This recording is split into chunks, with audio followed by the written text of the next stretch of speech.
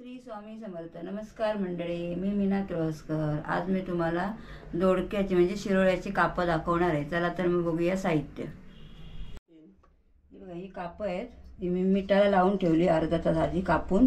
हे बघा, ही असं शिरोळ्या घेऊन बटाट्याची आपण सालं कशी काढतो तशी त्याची वरची सालं सगळे काढून टाकायची आणि अशी कापं करून मीठ लावून अर्धा एक तास ठेवायची बाजूला करून. म्हणजे सगळं हे पाणी निघून जातं मिठाचं आणि कापं चांगली होतात. तर हे पाणी काढून टाकायला पाहिजे. ह्याच्यामध्ये आता आपण हळद लावणार आहे, लाल तिखट आणि हे हिंग लावणार आहे आणि तांदळाचं पीठ लावून ही फ्राय करणार आहे.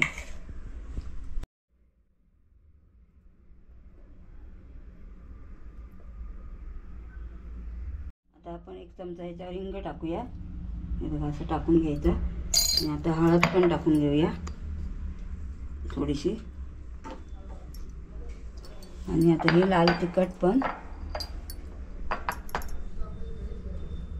चमचा टाकायला विसरले.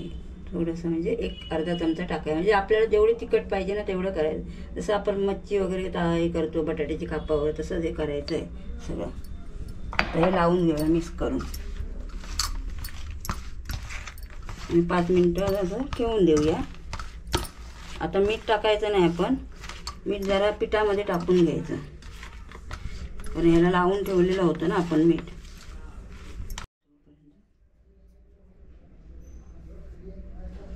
बघा, आता हे थोडंसं ह्याच्यामध्ये मीठ टाकते तांदळाच्या पिठामध्ये. तांदळाचं पीठच लावायचं, बाकी काही नाही लावायचं याला. तवा मी तापत ठेवला आहे, तेल टाकून फ्राय करून घ्यायचे. आता बघ, तेल मी टाकते तव्यावरती. तवा तापला आहे, टाकून ठेवते म्हणजे थोडासा गरम होईल. हे आता मिक्स करते. ह्याच्यामध्ये मीठ टाकलं ते मी मिक्स करून घेतलं आहे.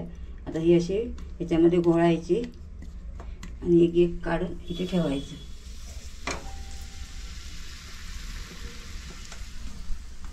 सगळी अशी ठेवून द्यायची. घोळायला थोडा वेळ लागणार ना, चांगलं भाजायला वेळ व्हायला पाहिजे, पीठ लागलं पाहिजे याला चांगलं.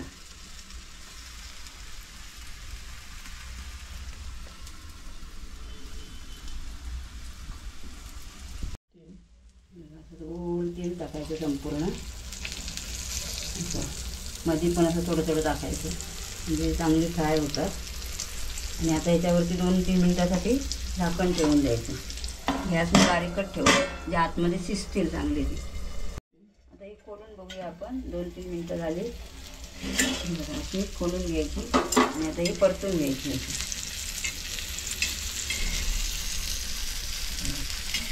सगळी अशी परतून घ्यायची आणि त्या बाजूने पण असं झाकण मारून आपण पलटी करून हे करून ठेवायची झाकून जरा 2-3 मिनिटासाठी.